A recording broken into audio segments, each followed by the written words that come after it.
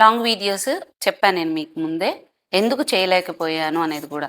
నేను ప్రాక్టీస్ చేస్తున్న కొన్ని స్పిరిచువల్ మెథడ్స్ వల్ల నేను కొన్ని మాట్లాడలేకపోతున్నా. నిక్కచ్చిగా మాట్లాడాల్సొస్తది. దానివల్ల అవతల వాళ్ళు బాధపడతారు. కాంట్రోవర్సీస్ అయితాయి. అందువల్ల నేను సైలెంట్‌గా ఉంటున్నానని చెప్పాను మీకు. స్టిల్ లేదు మీరు చెప్పమన్నారు. సో, నేను చెప్తాను. బట్ ఇక్కడ మీకొక చిన్నది ఒక క్లియర్‌గా చెప్పేస్తాను ఒకటి. మామూలుగా హెల్త్ అనంగానే, ఆయుర్వేద అనంగానే అది తినండి, ఇది తినండి, ఈ మెడిసిన్స్ తీసుకోండి, అది ఇదని ఇవే చెప్తారు. కానీ నా వరకొచ్చేసరికి నా ట్రీట్మెంట్ అలా ఉండదు.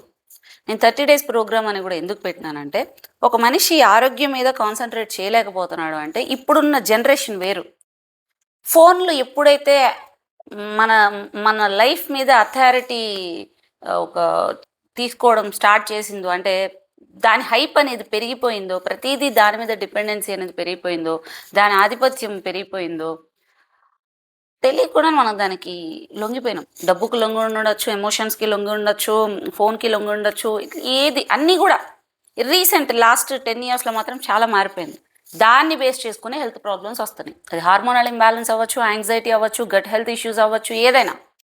సో, నేను ఓపీ సిస్టమ్ స్టాప్ చేసి, వీళ్ళ ప్రాబ్లమ్ ఏంటి తెలుసుకోగలిగి, ఆ ప్రాబ్లమ్ మీద వీళ్ళకి ఎడ్యుకేట్ చేయగలిగితే, అంటే ప్రాబ్లమ్ మీద ఒక అవేర్‌నెస్ అనేది ఇచ్చి, అండ్ వాళ్ళకి ఒక సైంటిఫిక్‌గా ఇది, సో ఫిజికల్ హెల్త్ ఇది, ఫ్యాట్ అంటే ఇది, సో నువ్వు ఆలోచన ఇట్లుండాలి, ఇలా గనక చెప్పగలిగితే వాళ్ళు రొటీన్ మీద కాన్సంట్రేట్ చేస్తారు.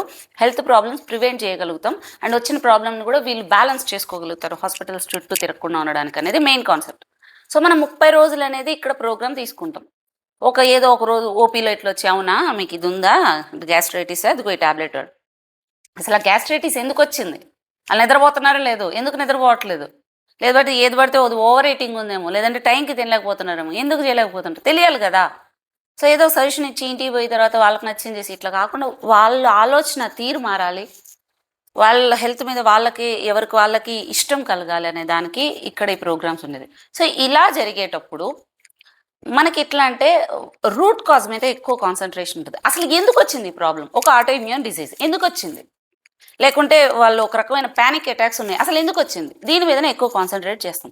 సో, ఇక్కడ ఒక్కొక్కళ్ళకి ఒక్కొక్క స్టోరీ ఉంటుంది. ఆ స్టోరీని బేస్ చేసుకొని వాళ్ళకి గైడ్ చేయడం కూడా ఉంటుంది. సో, అలా ఉన్న వాటిల్లో ఒక్కొక్క ప్రాబ్లమ్‌నే మీకు ఇక్కడ చెప్తా. రూట్ కాజ్ వదిలేసి, అంటే దేనికొచ్చిందో ప్రాబ్లమ్ వదిలేసి, నేను వెయిట్ తగ్గుతాను, అది తాగుతాను, ఇది తాగుతాను అంటే అవ్వదు. మీకు ఖచ్చితంగా మీ ప్రాబ్లమ్ ఏంటి? దేన్ని ఎక్కువ వల్ల డైవర్ట్ అయితున్నారు? అది మార్చుకొని తీరాలి. సో, దాంట్లో ఒక ప్రాబ్లమ్ చెప్తాను. పెళ్లి కాని అమ్మాయిల హెల్త్. ఇక్కడ కూడా ఒక క్వెషన్ వేశారు నాకు. ఏమనంటే, పెళ్లి కాని అమ్మాయిల గురించి మీరు ఎలాంటి సజెషన్ ఇస్తారో అని అడిగారు. సో, మీకు కూడా సేమ్ ఇదే వర్తిస్తది. అమ్మా, ఒక పెళ్లి అనేది ఒక అమ్మాయి, అబ్బాయిది విషయం కాదు. 2 ఫ్యామిలీస్ డిస్టర్బ్ అయితే కంప్లీట్‌గా డిస్టర్బ్ అయితాయి. చాలామంది తల్లులొచ్చి పిల్లల్ని తీసుకొనొచ్చి చెప్తారు. మా పాప ఇట్లా ఇబ్బంది పడింది, అట్లా ఇబ్బంది పడింది, ఇట్లా అయింది, ఆ హెల్త్ ప్రాబ్లమ్ వచ్చింది, ఈ హెల్త్ ప్రాబ్లమ్ వచ్చింది ఇట్లా అని. కొంతమంది ఆడపిల్లలు కూడా చెప్తారు. ఇట్లా వచ్చింది, అట్లా సమస్యలొచ్చింది, పెళ్లి తర్వాత ఇట్లా హెల్త్ ప్రాబ్లమ్స్ వచ్చేసినాయి, నాకు ఆటోఇమ్యూన్ డిసీజెస్ వచ్చినాయి, పీసీఓడీ వచ్చింది, సంథింగ్ నిద్ర లేక యాంగ్జైటీస్ వచ్చినాయి, ఇట్లాంటివన్నీ కూడా చెప్తా ఉంటారు. కొంతమంది మొండిగుంటారు. ఇక్కడ నేను మళ్ళీ చెప్తున్నా. ఒక్క సైడే ఉండదు సొసైటీ. కొన్ని చోట్ల అవతలోళ్ళు హింసిస్తుంటారు అమ్మాయిల్ని. ఇంకో చోట ఈ అమ్మాయిలే బ్యాలెన్స్ చేయలేక స్పాయిల్ చేసుకుంటుంటారు. 2 ఇంపార్టెంటే. అబ్బాయి, అమ్మాయి అని జెండర్ చూపించాల్సిన అవసరం ఏం లేదు. ఇక్కడ ఒక సైడ్ వచ్చేసి డబ్బు కోసం, దేనికోసం హింసించే మగపిల్లల తల్లిదండ్రులుంటే, ఇంకో పక్క ఆడపిల్లల తల్లిదండ్రులు ఓవర్ ప్యాంపరింగ్ వల్ల అవ్వచ్చు, లేదంటే అమ్మాయికి మెచ్యూరిటీ లేకుండానే పెళ్లి చేసేసి ఆ తర్వాత అక్కడ ఇబ్బంది పడే సిచ్యువేషన్స్ తెచ్చుకొని హెల్త్ స్పాయిల్ చేసుకునేది కూడా అయిండొచ్చు. సో, పెళ్లి కాని అమ్మాయిల గురించి మీకు చెప్తున్నా. మీరు ఒక ఇంటికి పోయే ముందు ఖచ్చితంగా మిమ్మల్ని మీరు ప్రిపేర్ చేసుకోండి. నేను ఆడపిల్లని, నేను ఇట్లనే ఉంటాను, నేను ఎర్న్ చేసా, ఇదంతా మన ఎర్నింగ్, ఇవంతా మనం బతకడానికి. ఎవ్రీడే మనం ఒకరితో బతుకుతాం. ఒక ఫ్యామిలీని లీడ్ చేయాలి. మనం మంచిగా అన్నీ కూడా బ్యాలెన్స్ చేసుకోవాలి. ఆడపిల్లలేనా, మగపిల్లలకు ఉండదంటే అది మగోళ్ళకైనా, ఆడోళ్ళకైనమ్మా, ఇద్దరికీ. సో, ఒక పెళ్లి చేసుకునే ముందు ఇక్కడ సిచ్యువేషన్ ఇప్పుడు ఎలా ఉందంటే రీసెంట్ టైంలో ఒక దగ్గర నుంచి ఇంకో దగ్గరికి లేవలేరు. తల్లులే కంప్లెయింట్ చేస్తారు. అట్లా చేయదు, ఇట్లుండదు, అట్లుండదు, ఇట్లుండదు. ఒక ఫ్యామిలీకి సడన్‌గా వెళ్ళిపోయినప్పుడు మీ పరిస్థితి ఏంది? రెస్పాన్సిబిలిటీస్ తీసుకోవాలి. మళ్ళీ వెంటనే ఉండరు. పిల్లలు కనాలి, పిల్లలు కనాలి అంటారు. పిల్లలొచ్చేస్తారు. పోస్ట్ పార్టమ్ డిప్రెషన్ తోటి ఎంతమంది బాధపడుతున్నారు తెలుసా? డెలివరీ తర్వాత హెల్త్ ఇష్యూస్ తోటి స్ట్రక్ అయ్యి ఎంతమంది ఉంటున్నారు తెలుసా? అండ్ చాలామంది ఈళ్ళ పేరెంట్స్ సరిగ్గా ఉండకపోవడం వల్ల వాళ్ళని చూసి చూసి పెరిగి ఓకే. ఇట్లనే ఉంటది పెళ్ళైనాక గూడా అని జెప్పి అక్కడ పోయి డామినేషన్ చూపించడమో, లేకుంటే అక్కడ పోయి తర్వాత గూడా ఇష్టం వచ్చినట్లు బిహేవ్ చేయడమో, నోరేసుకొని అరవడం ఇట్లా చేసుకొని స్పాయిల్ చేసుకున్నవి గూడా ఉన్నాయి.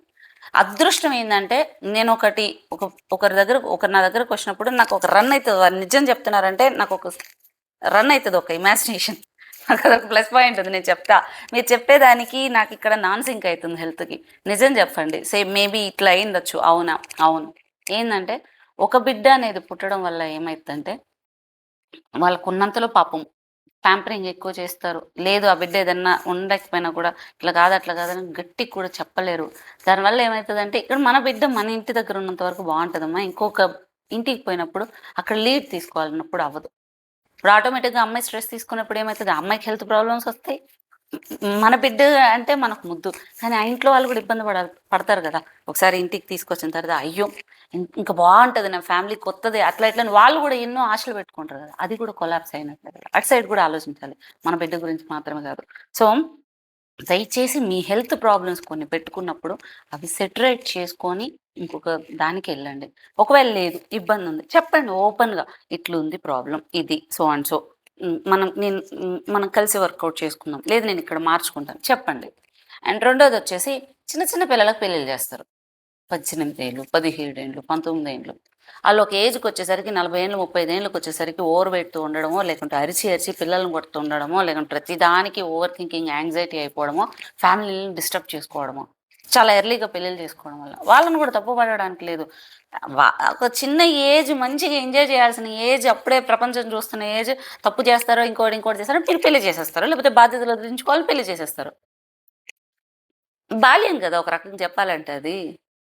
అప్పుడు పోయేసి వెంటనే వితిన్ 1 మంత్‌లోనే కన్సీవ్ అయిపోయి, నువ్వు జాగ్రత్తగుండాలి, మళ్ళీ బిడ్డ పడకూడదు, అట్లా చూడకూడదు, ఇట్లా చూడకూడదు, నువ్వు పిల్లలంటే బాధ్యత లేదు. ఎట్లొస్తది ఆ బిడ్డకి బాధ్యత? చిన్న బిడ్డ గదా! ప్రతి ఒక్కరికి ఇక్కడ లైఫ్‌ని బతికే హక్కుంది గదా! ఆ పాప ఎక్కడ బతుకుతది ఆ లైఫ్‌ని? సో, ఒక చిన్న ఏజ్‌కి పెళ్లి చేసేటప్పుడు కూడా ఆలోచించండి. మనకు మనమే బరువు. ఇంకొక ఫ్యామిలీని బాధ్యత తీసుకోవాలి. ఎట్లయితది? అత్తమామలు ఇవి గూడా కాదు గదా! ఈ రోజుల్లో. భర్త, పిల్లలు, అమ్మాయి ఇట్లనే ఉంటున్నాం మాక్సిమం. ఇలా ఉండేటప్పుడు గూడా ఒక ఫ్యామిలీని లీడ్ తీసుకోవడానికి కూడా చాలా మందికి కావట్లేదు. వర్క్ బ్యాలన్స్, ఫ్యామిలీ బ్యాలన్స్ చేయడానికి రావట్లేదు. సో, పెళ్ళే గదా!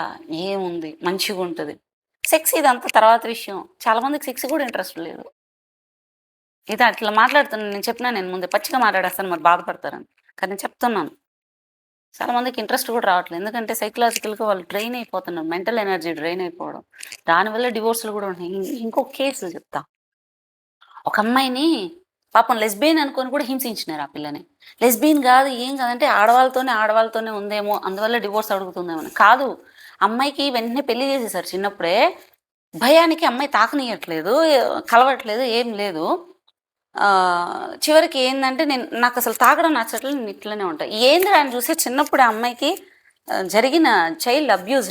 అమ్మాయికి చిన్నప్పుడే వాళ్ళ మేనమామలో ఎవరో ఇబ్బంది పెట్టారు. అమ్మాయి అదే పెట్టేసుకుంది. బలవంతంగా పెళ్లి చేసేసినారు. పెళ్లి చేసేసారు. ఆ అమ్మాయి పెళ్ళొద్దంటుంటే అర్థమైంది ఆ అమ్మాయికి పెళ్లి ఇంట్రెస్ట్ లేదని. వీళ్ళేమనుకుంటున్నారు ఇంకెవరినో లవ్ చేస్తున్నారు పెళ్లి చేసేసినారు. అమ్మాయి అబ్బాయితోను ఇష్టం లేదని చెప్పేసింది. నాకసలు పెళ్ళే ఇష్టం లేదు. బలవంతం చేసినా ఇష్టం లేదని. లెస్బియన్ అని పెట్టినారు. ఏందేందో అన్నీ పెట్టేసినారు ఆ అమ్మాయి మీద నిందలు. ఏం లేదు అమ్మాయిని కూర్చోబెట్టి మాట్లాడితే ఏందంటే పాపం అమ్మాయికి చిన్నప్పుడు జరిగిన ఇష్యూ వల్ల మగ అనేదాన్ని అమ్మాయి భయపడుతుంది. ఆడవాళ్ళతోటి కంఫర్టబుల్‌గా హ్యాపీగా ఉంటుంది అంతే. అది సెక్స్ కూడా కాదు. అమ్మాయి అక్కడ సెక్యూర్డ్‌గా ఫీల్ అయితుంది అంతే. ఇన్నుంటాయి. మీరు ఒక పెళ్లి చేసి కడిగేసుకుంటే అయిపోతదంటే అవ్వదు. ఈ రోజుల్లో దయచేసి మీరు పెళ్లి చేస్తున్నారు. ఏదో ఒక ఆడపిల్ల మీరు కూడా పెళ్లి చేసుకుంటున్నారంటే అమ్మా బ్యాలెన్స్ చేయడానికి వస్తదా రాదా అని ఆలోచించుకొని పెళ్లి చేసుకోండి. నేనిక్కడ ఎవ్వరిని తప్పుగా కించపరచాలని మాట్లాడట్లేదని మీకు కూడా చెప్తున్నా. ఒక్కళ్ళు కూడా ఎవ్వరి మీద నెగెటివ్ కామెంట్ కింద పెట్టకండి. మీ కమెంట్స్‌ని కూడా ప్రతి ఒక్కరిని నేను నమ్మను. ఎందుకంటే అది మీ సైడ్ నుంచి చెప్పినారు. అవతల సైడ్ నుంచి ఏముందో తెలీదు. 2 సైడ్స్ నుంచి చెప్పకుండా మీరొక్కటే నేను సాడ్ స్టోరీస్ అంతా నేను పెట్టుకుంటా పోతా అంటే నేను కూడా నమ్మను. సో, ఎప్పుడైనా ఒక ప్రాబ్లమ్ వచ్చినప్పుడు మీ సైడ్ నుంచి కాదు అవతల సైడ్ నుంచి ఆలోచించండి అక్కడ గూడా. వాళ్ళు గూడా ఎంత స్ట్రెస్ తీసుకుంటున్నారు ఏందని. సో, దయచేసి పెళ్లి చేసుకునే ముందు దానికి నేను రెడీగా ఉన్నానా లేదా? ఫినాన్షియల్‌గా రెడీగా ఉన్నానా లేదా? ఫ్యామిలీ స్టేబుల్‌గా బ్యాలెన్స్ చేసుకోవడానికి రెడీగా ఉన్నానా లేదా? ఇవి కూడా చూసుకొని తర్వాత దయచేసి పెళ్లి చేసుకోండి. లేదంటే ఇంకో ఫ్యామిలీ డిస్టర్బ్ అయిపోతుంది. ఓ పెళ్లి చేసుకోకపోతే ఏం నష్టం లేదు. ప్రెషర్ పెడతాను చెప్పండి, నాకు ఇష్టం లేదని చెప్పండి, డైరెక్ట్‌గా చెప్పండి. పెళ్లి చేసుకోకపోయినా వచ్చే నష్టం లేదు. కానీ ఇట్లా ఉండడం వల్ల మానసికంగా అంత క్షోభ, ఇంకొకరికి కూడా ట్రామా. సో, ఇది నేను ఒక జస్ట్ మీకు అక్కగానో, చెల్లిగానో, పిన్నిలా అనుకుంటారో, లేకుంటే అమ్మలా అనుకుంటారో మీకిచ్చే సజెషన్ అనుకోండి. బ్యాలెన్స్ చేయగలిగే కెపాసిటీ ఉన్నప్పుడే మీ బిడ్డకి పెళ్లి చేయండి.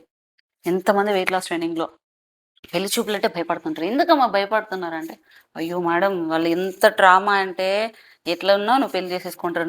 నాకే చూసుకోవడానికి రాదు. ఇప్పుడు నేను ఎక్కడ మేడం ఆ ఫ్యామిలీని చూసుకునేది? చెప్పాలంటే నాకు భయమేస్తుంది ఇంట్లో అంటారు. ఇది అన్నీ చెప్పలేరు. కొంచెం ఈ విషయంలో అర్థం చేసుకొని పెళ్ళిళ్ళు చేయండమ్మా. చిన్న పిల్లలకి అస్సలు పెళ్ళిళ్ళు చేయకండి. ఎంతసేపు ఫినాన్షియల్ ఇండిపెండెన్సే కాదు. ఇది బ్యాలెన్స్ చేయడం ఇంపార్టెంట్. నెక్స్ట్ రేపు ఇంకో టాపిక్ చెప్పుకుందాం. బాయ్.